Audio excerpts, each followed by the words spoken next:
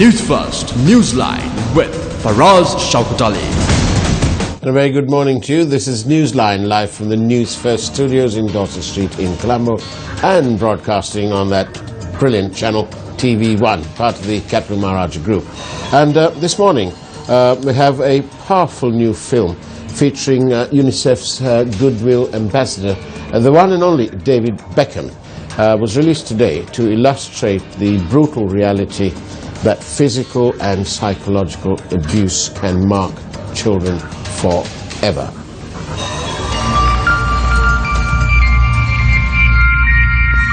Violence marks forever.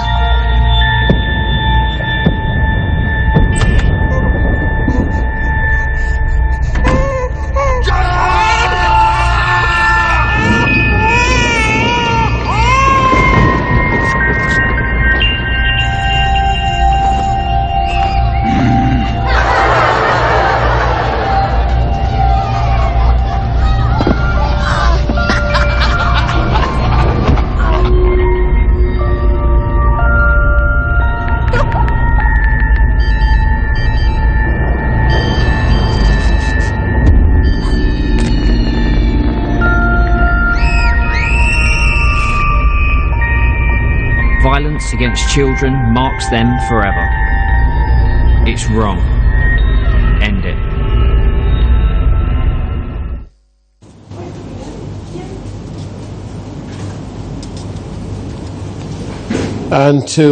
And joining us this morning in a week that next week would be the 70th anniversary of UNICEF globally is Paula Bulansha, the Deputy Representative of UNICEF in Sri Lanka. Very good morning to you. Good morning. And welcome to Newsline. The 70th anniversary of UNICEF globally on the 11th of December. An important timeline. Very important timeline for us. It's a great moment to celebrate our achievements for the past 70 years. This happens globally, and we try to mark this in every single country we work. Obviously, in Sri Lanka, we've been operating since early 50s, with the proper office opening in 1979 in Colombo. So it's a great moment for us to be proud of what we achieved. But also, it's a great moment for us to still raise awareness about issues that are continuing to affect children in Sri Lanka and globally. And but of course, the fact that you're here also may be indicative of a problem, in the sense that there's so much of violence against children. How bad is the problem in Sri Lanka? In Sri Lanka, the number of cases of violence is increasing. That doesn't necessarily mean that it's more violence now than it used to be. It means that people are coming forward and report cases of violence, which actually gives us an indication of the reality in the field. Only last year, for example, the National Child Protection Authority received over 1,400 complaints of sexual abuse, for example, which includes sexual harassment, but also rape. There are over 800 cases of neglect. There are over 430 cases of physical punishment or corporal punishment, and so on. So the statistics actually don't look great. Right, it's rather grim. Obviously the future of our nation, of any nation, is in the hands of our children, and so violence against children, is it just physical? No, actually, the definition of violence is involving a behavior that uses force, physical or emotional, intended to hurt or to damage a child. So definitely we have different types of violence. The most known ones are the physical ones, which can be beating, slapping a child, and so on, but also sexual, but also, as I said, emotional. And there is also another form which probably people are not so much aware about it, is the child neglect.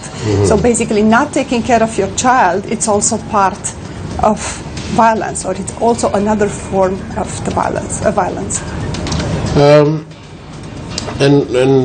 Obviously, all this is damaging to the confidence of the child. It's damaging because it has huge implications on the performance of the child in school, for example. So a child that is exposed to violence has more chances, or is more likely to actually perform not so well in school. It also marks the health of the child, again physically, but more important emotionally, which leads to a slow development when it comes about emotions and the mental development of the child. We have a program called Gammada, which is quite literally the middle of the village, where we go all around the country and identify problems that the people are facing. And in one of the northern parts that we went to, I saw children having to walk about 5 kilometers to get to school. They had no shoes, but they were forced to wear a tie, which I found rather ironic. But the fact is they had no shoes and they had to walk 5 kilometers to school in the scorching heat, of course, as well. Isn't that a sort of form of a travesty against children? Right. I think the children, the fact that they go to school, it's actually a good thing. Yes. It's true that they have to be provided with all they need to be able to walk to school or to go to school. I think from where we stand, the fact that the education is provided is more important. I agree that transportation and difficulties that they have in reaching the school can lead to a dropout, or can have a negative impact. But I can see how easy it is to politicize all this, because I can then blame it all on the politicians because these people are still poor. That's a different story for a different program. We don't want to drag UNICEF into all this, do we? But how is our dear Prime Minister and his new government doing? Are they working well with you? Yes, we do work with, particularly with the Ministry of Women and Children Affairs, and several departments that are actually part of that ministry, particularly the National Child Protection Authority and also the Department of Probation and Care for Children. So we do work together on revising legislation, on revising policies, and even more important than that, on implementing the policies and monitoring how these policies are implemented. We also try to work very closely with the Ministry of Justice, because, for example, a problem in Sri Lanka is that a lot of pending cases, they are blocked in the judicial process for various reasons, mainly because of the limited capacity that the judicial system has to address this kind of issues. Because dealing with cases of child abuse in court requires special procedures and special abilities. Are we geared to that in Sri Lanka? Yes, I think cases of abuse against children are brought to court, but as I said, it takes a little bit of time to address them, and that's actually a major problem. So we try to work with different parts of the system to move this backlog and to bring those people who are performing, if I may say that, violence against children to court, to justice. And do you agree that stringent action, punitive action, must be taken where possible, against the perpetrators of this. Yes, I think so. Crime. I mean, I think in Sri Lanka, one of the challenges is that violence is very widely accepted by the community, by parents, by teachers, by everybody. Is that culturally? It is culturally, but I think I think what we see, unfortunately, globally, is that this tolerance towards violence, I think it's much more than it used to be. I think nowadays it's much more present in our life, and it becomes the new normal. Unfortunately. Is it linked to anything in particular, like poverty or lack of opportunity? Yes, lack of, absolutely. Poverty, limited education, especially among mothers. It's a very strong correlation between the level of education of the parents and the violence. It's also the settings where we operate. Nowadays, actually, we talk more and more about cyber violence with the increase of access to internet, the availability of internet and mobile technology. Nowadays, what we can see is more cyberbullying, online violence, and so on. So it's actually spread much more than before. In talking about Sri Lanka as a whole, is that more pronounced in, say, in Colombo or in urban areas, or is it more prevalent in the rural areas? I think urban areas are more prone to be, especially children living in urban areas, are more prone to be exposed to violence. In rural communities, because you have the nucleus, it's a much smaller community, sometimes it's a little bit easier to address issues related to violence. Having said that, as I said before, I think it's so widely spread in Sri Lanka, and what is really concerning for us is that violence is very, very accepted. So nobody actually sees anything wrong in slapping a child. Do you find that surprising if you were to find that that's quite prevalent in that kind of acceptance is prevalent in these urban areas where one would imagine that they are more exposed to the reality of what's going on and how it affects children and so on? Yes, because most of the time, although people are aware, they don't necessarily practice the correct behavior.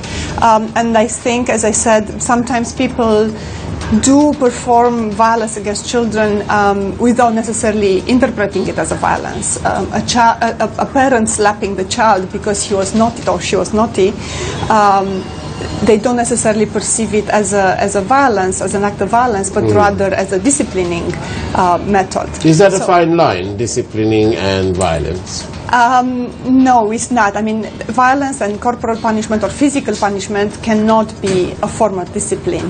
That's why in UNICEF, for example, we talk a lot about positive disciplining. So there are other ways of disciplining a child in using respect and using the responsible approach to educate a child, as opposed to beating a child. At what point does that meet with the culture, the cultural problem? The culture and the social norms play a huge role in perpetuating the violence against children. That's correct. And social norms take quite some time to be changed. I mean, something that is so much ingrained in people's minds and attitudes and behavior can be removed, but it requires time and requires resources and requires a long-term approach in order to change behavior.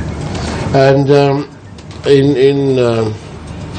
sorry to harp on this, but we had a 30-plus year war or terrorism even up in the northeast, and there were child soldiers. What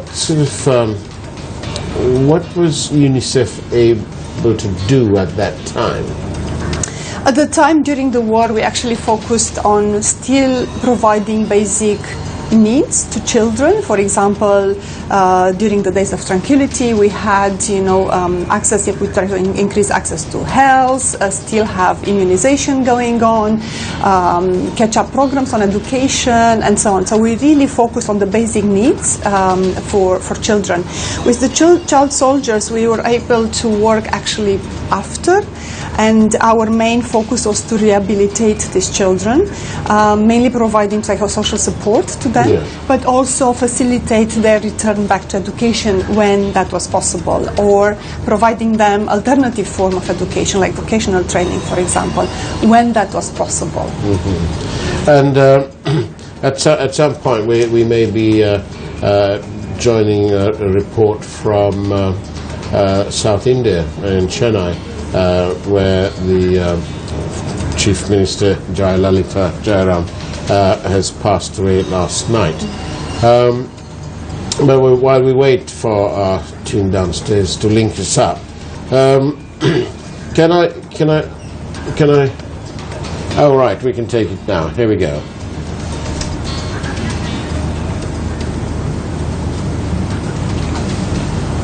And this is coming courtesy of Jaya TV.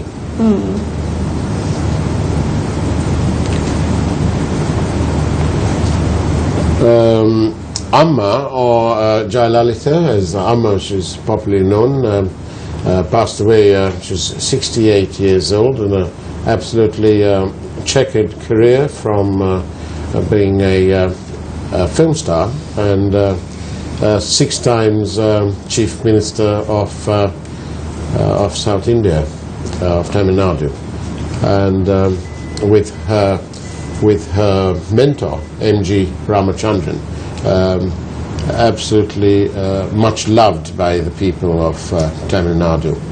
An outpouring of huge grief there coming from Chennai.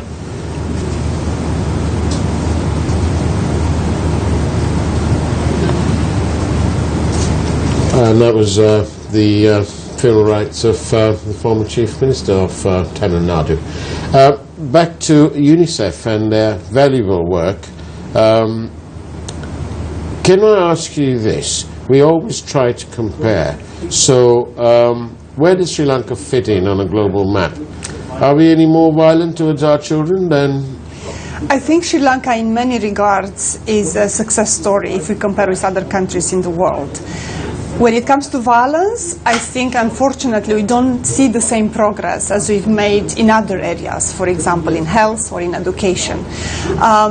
If we compare, I think again with Pakistan and Afghanistan in the region, if we look, or Syria, of course Sri Lanka is not there. It's much, much better. However, if you look at other middle-income countries that Sri Lanka is usually comparing itself with, for example, Bhutan in the region, or Malaysia or Thailand, the situation is actually pretty bad. So, if we compare ourselves to Thailand, because obviously Sri Lanka also tourism-wise is sort of being promoted so much, and how do we compare with, say, Thailand? Is the problem greater in Thailand? I think the problem in Thailand, it's also slightly different. Again, as I said, here we encounter sexual abuse, physical abuse, and physical abuse is widely tolerated, as I mentioned before. In Thailand, for example, the trafficking issue is much more obvious, particularly girls trafficking, and it's the country in itself in Thailand, but also the bordering countries around Thailand. So it's different form. I'm not saying it's better or worse. It's a different form of violence. And in Britain, for example, we've got special telephone numbers that children can call and complain and so on. Do we have such a thing here? Yes, there is Child Helpline, which is maintained and managed by National Child Protection Authority, and the number is 1929. 1929. There you go, children. If you need that number, call that. And who's it manned by? Who answers the phone? The staff members of National Child Protection Authority, who are specialized in dealing with these kind of cases. And it's they speak only in Sinhalese? Or no, they speak all 3 languages. All 3 languages. So 1929 in any of the languages, and that's available. Yes. How many calls do you think they get on average day? I do not have You don't have the those figure figures, on my right. fingertip, but we're happy to come back to you with that number. And this phone, it's answered, is it? Yes, it Right. is. I'm sure that while we're talking, our producer, Stephanie, this morning is probably dialing the number just to fact check, because we tend to fact check these things. It's always a good thing, isn't it? Absolutely. What can the public do? The public first need to learn more about the impact of violence against children on children. They need to really become familiar with the fact that the violence will mark the child forever, not only physically but also emotionally and mentally. So raising awareness is extremely important. The second thing that they can do is to get involved. Yeah. To get involved in communities, smaller or bigger, and to try to help and to try to support other people to change their attitudes and behaviors. And is the government of Sri Lanka allocating enough money? Do they have enough money? Because it's the perennial problem. Everything costs money, and I do agree. we have? I agree. You know, we've had bond scams and all sorts of jolly things to eat into our coffers. So, does the government have enough money? Are they allocating enough money? They do allocate money for children-related issues, not enough. But again, that might be an area for us to work with the government to make sure that the How budget easy is it? Yes. is not very easy, because the child-sensitive budgeting process is not easy and is not a priority most of the time, and not only in Sri Lanka. But our Minister of Finance, Mr. Karunanaka, spoke eloquently last evening on Face the Nation, our live program, and I think you'll find him rather sympathetic, and perhaps you... But what about international agencies? Are they willing to give money? Yes. Yes, and What's it actually linked to? for the time being, for example, we established a national partnership where international organizations like Save the Children, Child Fund, but also development partners, excuse me, are joining hands in initiating this national campaign to end violence against children. So money will also be part of the campaign, although we don't want to focus on the financial aspect, we rather focus on the behavior change. Yes, but is this availability of money linked to greater requirements like, you know, compliance on human rights issues and so on, which then is going to delay the process of helping these young, these vulnerable members of our society? I don't think that the process will be delayed. I mean, the process is already going on. Initiatives are already happening. An online, for example, an online campaign to end cyberbullying, it's already going on. So this is a process that we started and we'll keep adding on. We started with something that could be with immediate effect, and then we'll continue to add on those interventions. Right. And just... We have all sorts of questions coming in from the public. What about, someone's asking, what about education? Do you all have enough of a budget? Does UNICEF We do support education. Actually, this is one of our greatest programs. It used to be and will continue to be one of the key sectors where we are involved. We try to address right now, we work closely with Ministry of Education, but also even more important with some of the provincial councils, the education provincial councils, to end corporal punishment in schools. It's not easy, again, mainly because of the attitude, and not necessarily the attitude of teachers, but rather the attitude of parents. Because parents, for example, encourage teachers to use corporal punishment in schools. But we work with our partners to change the mentality and to train teachers about other ways of, or other methods of disciplining, as I mentioned before, positive disciplining, instead of beating children in school. Indeed. And how difficult is that road learning? It is difficult because, as I said, changing attitudes it takes time. It will not happen overnight, and most of the time people who do not have experience in using positive discipline will take a little bit of time to practice and to understand how you can actually work with a child without disciplining the child in the classic way, using the cane or using other forms of violence. And then is there any sort of program within the teaching community, you know, when you're training to become a teacher? Is there anything in that sort of curricula?